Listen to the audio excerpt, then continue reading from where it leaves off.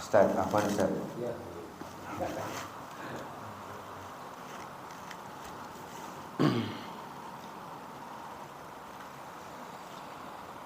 Allah Subhanahu wa taala berfirman di dalam Al-Qur'an.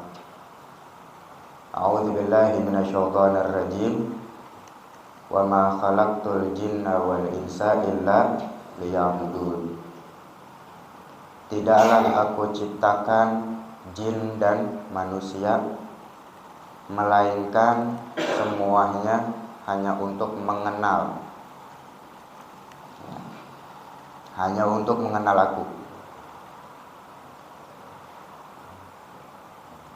Jadi sebagian para dai, para mubaligh di saat menyampaikan ayat ini mengartikannya untuk beribadah, ya kan?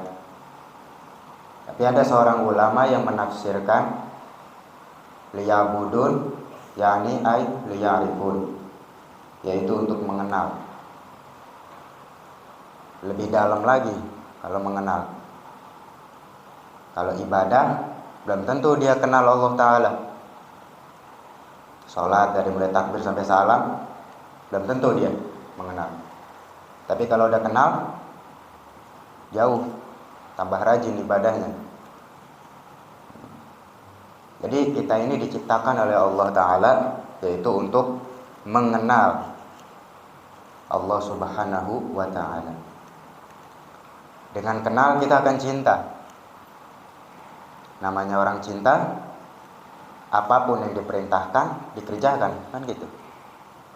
Apapun yang dilarang pasti ditinggal.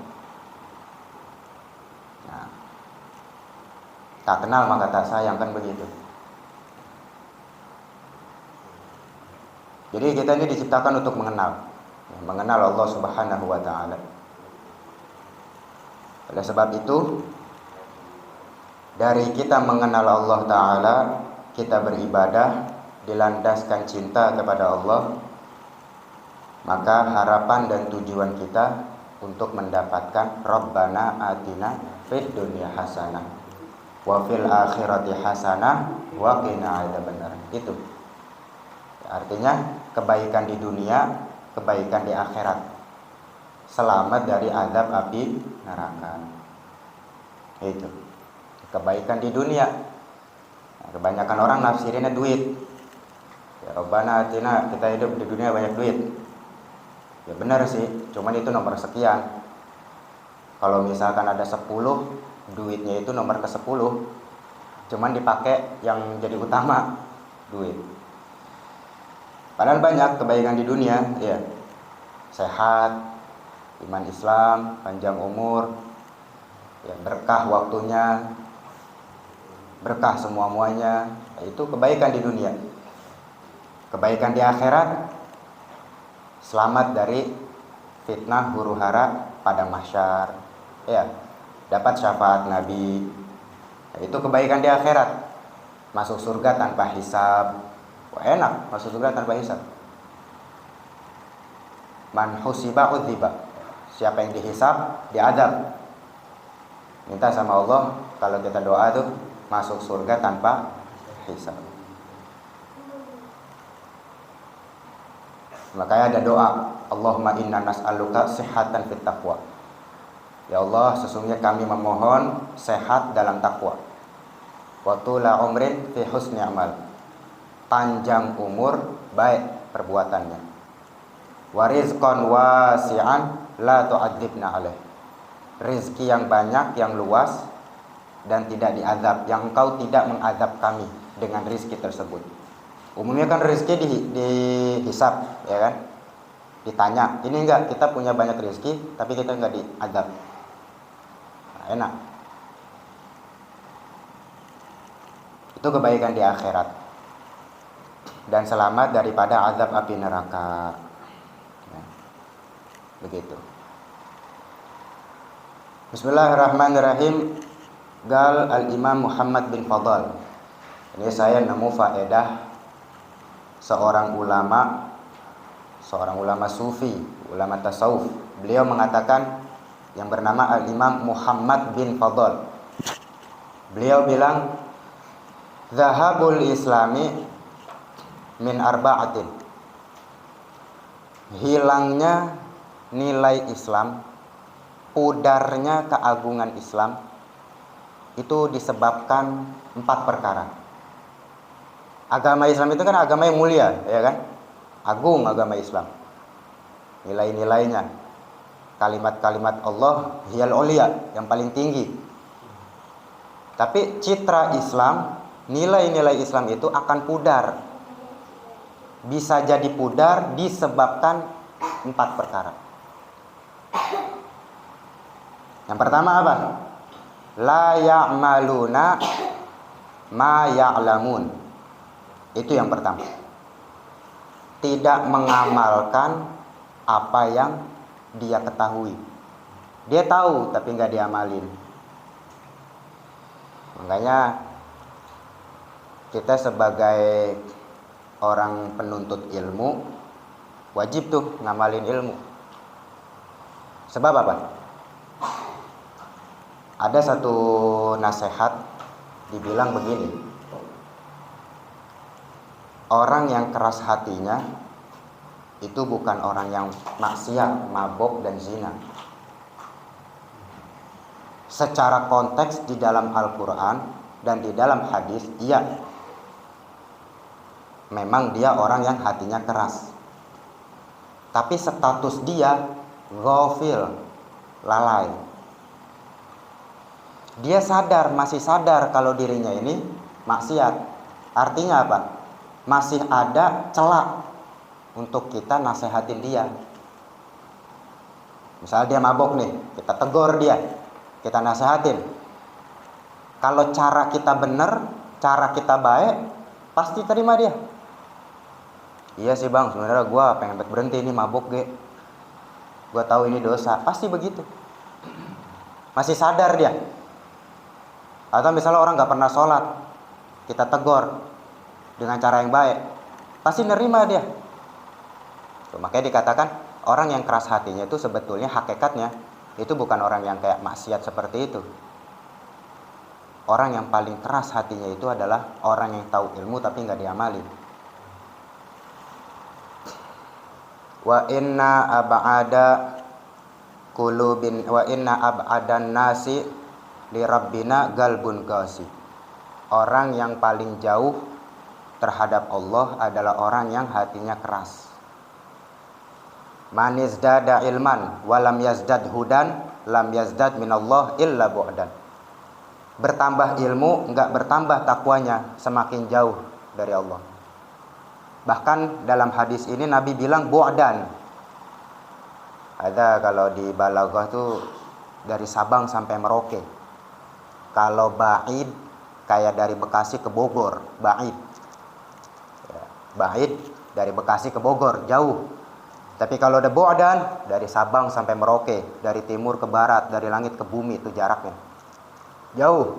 Semakin bertambah ilmu tapi dia enggak tambah takwanya, jauh dari Allah Subhanahu wa taala.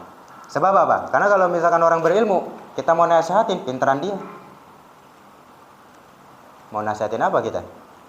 Ribet. Panjang urusan. Makanya statusnya gurur dia. Statusnya gurur, tertipu. Ada ghafil. Kalau orang statusnya ghafil, lalai, masih engah kalau dirinya lalai. Tapi kalau udah tertipu, susah orang.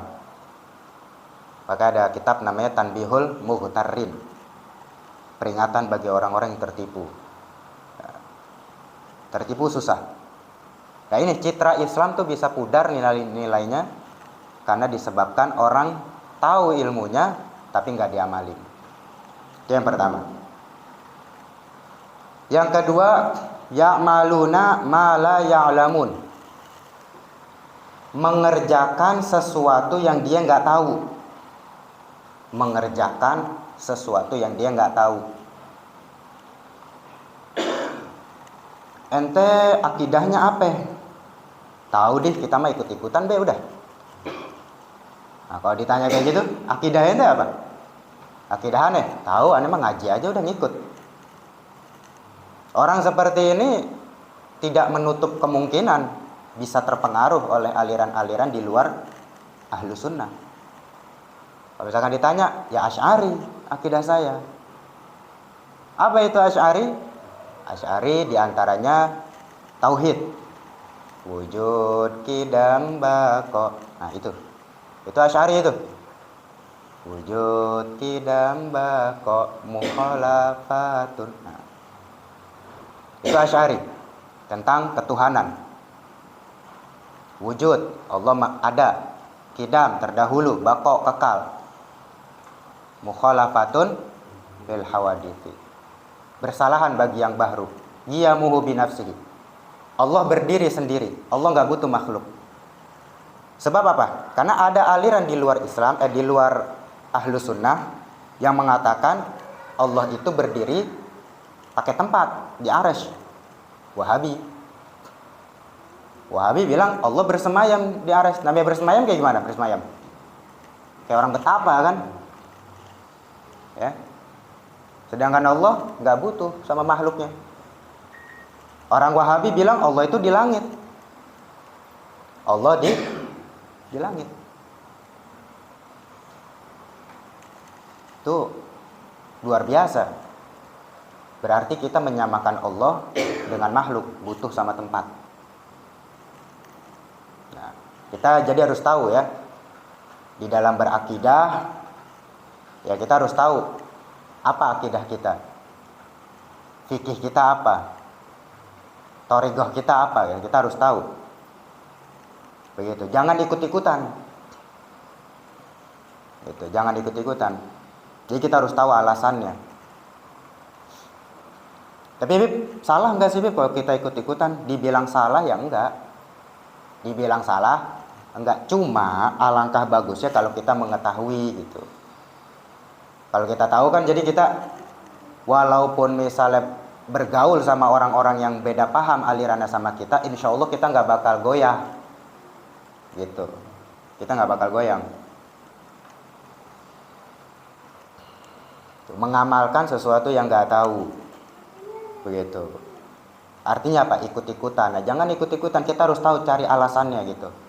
Kenapa para habaib, kenapa para ulama mengambil akidahnya itu Asy'ari? Apa itu Asy'ari?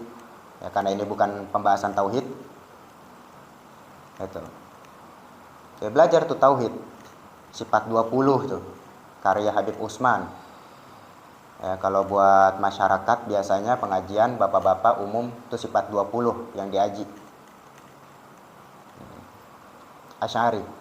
Yang paling selamat Asy'ari itu. Paling besar di dunia. Ya, akidah Asy'ari paling besar. Semua aliran besar di negerinya. Wahabi cuma di Arab. Syiah cuma di Irak. Iran. Itu. Tapi Asy'ari banyak, khususnya di Asia, Indonesia, Malaysia, Brunei, ya kan, Asia, kawasan Asia banyak Asy'ari, paling besar Asy'ari itu, paling selamat dia Asy'ari, Abul Hasan al Asy'ari. Fikih kita apa? Syafi'i, fikih Syafi'i, thariqah Alawi, thariqah Alawi, Bani Alawi, thariqah. Apa thariqah Ba'alawi? Ya ratib tuh, thariqah Ba'alawi ratib. Hakadha. Jadi kita sedikit demi sedikit dah ya, pelan-pelan, jadi kita biar tahu ya pondasi-pondasi kita berakidah, ya harus tahu itu. Mungkin kalau buat wilayah Sumur Batu mah omongan saya kayak begini nggak terlalu laku mungkin ya, karena kita ya satu bendera semua. Itu. Cuma untuk jaga-jaga aja, barangkali nanti Mang Udin misalnya ke luar daerah bergaul sama orang-orang Wahabi, Syiah, jadi punya pondasi gitu.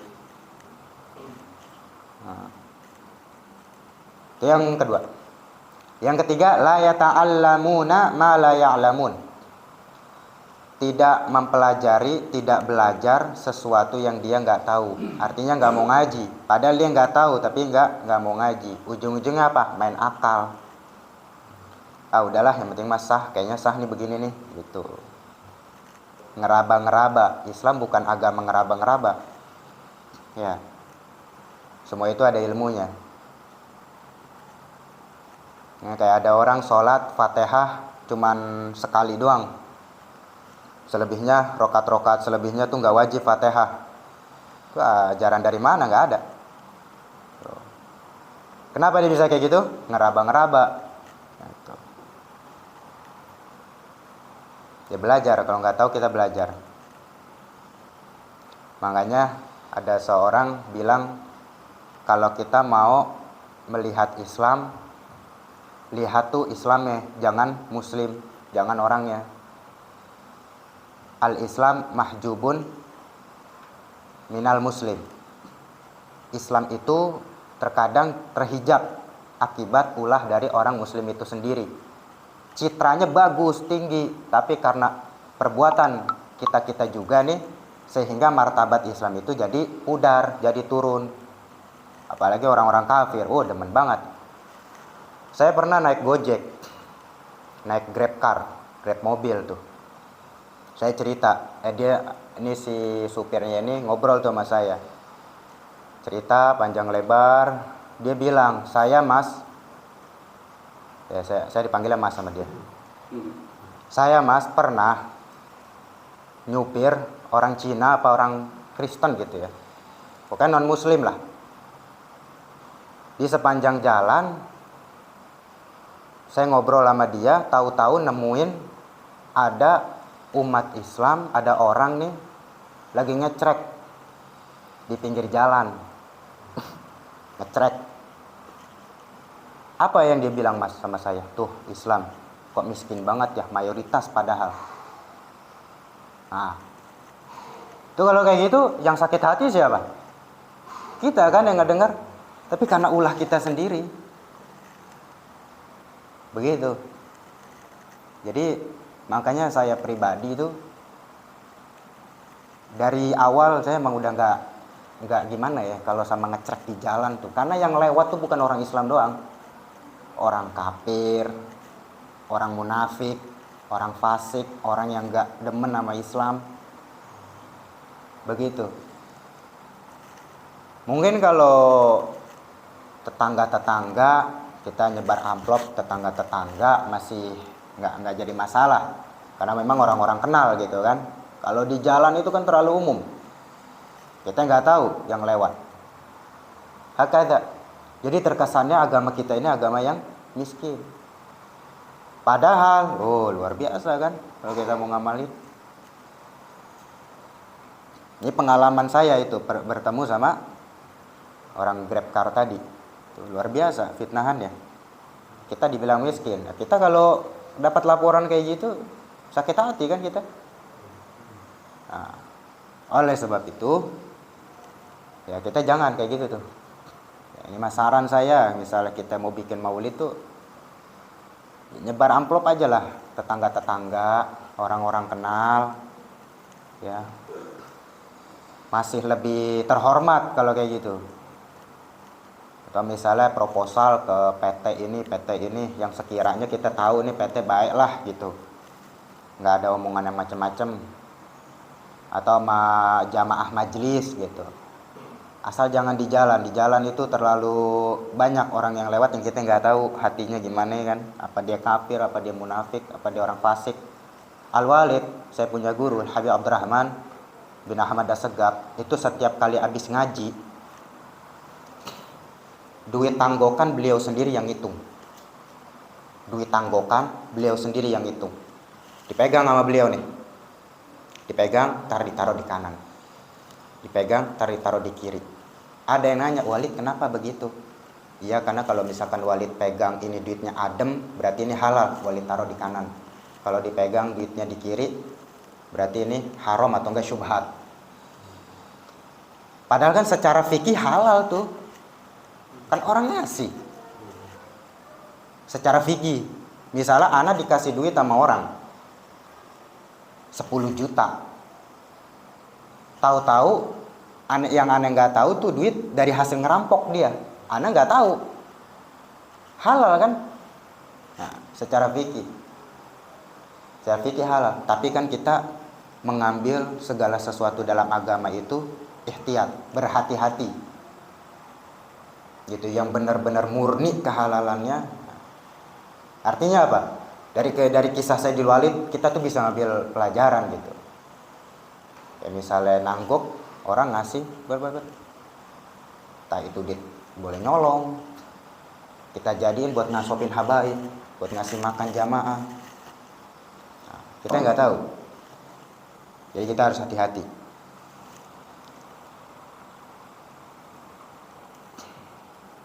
La yata'allamuna ma la ya'lamu. Jadi begitu hadirin. Jadi Islam itu citranya pudar akibat dari muslim itu sendiri berhijab. Dan yang keempat, dan yang terakhir, wa yamna'una an-nasa 'ani ta'allum, mencegah orang untuk belajar. Mencegah orang untuk belajar. Orang pengen belajar dilarang sama dia. Nah, sebab itu citra Islam pudar menurut Al-Imam Muhammad bin Fadl. Nah, yang pertama, tidak mengamalkan apa yang dia tahu, punya ilmu tapi nggak dipakai. Dan yang kedua, beramal tapi sesuatu yang dia nggak tahu tujuannya apa, nggak tahu maksudnya apa, gitu. Dan yang ketiga, tidak belajar sesuatu yang dia nggak tahu, artinya nggak mau ngaji dia nggak tahu tapi nggak mau ngaji. Dan yang keempat, mencegah orang untuk belajar. Jadi kita lebih hati-hati lagi lah ya. Sama-sama kita bareng-bareng gitu. Nah, tujuannya supaya kita apabila nanti semasa Allah Subhanahu wa taala mengangkat citra Islam, kan kita juga yang senang. Kita gembira. Kalau posisinya agama kita dilecehkan akibat dari perbuatan kita, mau nyalahin siapa kita? Toh diri kitanya sendiri kan yang begitu. Mudah-mudahan Allah Ta'ala berikan taufik hidayah. Amin ya rabbal alamin. Wallahu a'lam bis-shawab. Rabbi zidna ilma warzuqna fahma. Bismillahirrahmanirrahim. Alhamdulillah rabbil alamin. Hamdan yuwafi ni'amahu wa yukafi mazidah. Ya rabbana lakal hamdu kama yanbaghi li jalali wajhika wa li 'azimi sultanik. Allahumma shalli wa sallim ala sayyidina Muhammad wa ala ali sayyidina Muhammad. Rabbana taqabbal minna du'ana wa la tukhayyib rajana wa khtim bis solihati a'malana wa ajalana. Ya farijal ham ya kashifal gham ya man li 'abdihi yaghfir wa yarham. Allahumma rizqna fahman nabiyyin wa hifzal mursalin wa ilhamal malaikatil muqarrabin wa futuhal arifin bijahi sayyidil mursalin. Allahumma rizqna wa walidina wa muallimina tula umrin fi sihatin wa afiyah. Allahumma rizqna wa walidina wa muallimina rizqan halalan wasi'an mubarakan min ghairi masyaqqatin wala dhairin. Innaka ala kulli syai'in qadir. Rabbana taqabbal minna innaka antas samiul alim wa tub alaina innaka antat tawwabur rahim. Rabbana atina fid dunya hasanah wa fil akhirati hasanah wa qina adzabannar. Allahumma hdina bihudak waj'alna mimman yusari'u fi ridhak wa la tuwallina waliyan siwak wa la taj'alna mimman khalafa amraka wa 'asak wa hasbunallahu wa ni'mal wakil wa la haula wa la quwwata illa billahil aliyil azim. Wa sallallahu ala sayyidina Muhammadin wa ala alihi washabihi wasallam. Walhamdulillahi rabbil alamin. Alhamdulillah ala ni'amillah. Alhamdulillah ala barakatillah. Alhamdulillahi hamdan yuwafi ni'amahu wa yukafi'u mazidah. Walhamdulillahi rabbil alamin. Ya Rasulullah salamun alaik ya rafi'a sya'ni wa daraji. Ya Rasulullah salamun alaik ya rafi'a sya'ni wa daraji. Ya Rasulullah salamun alaik ya rafi'a sya'ni wa daraji. Allahumma salli wa sallim wa barik alaihi wa ala alihi wal afu minkum. Wassalamualaikum warahmatullahi wabarakatuh.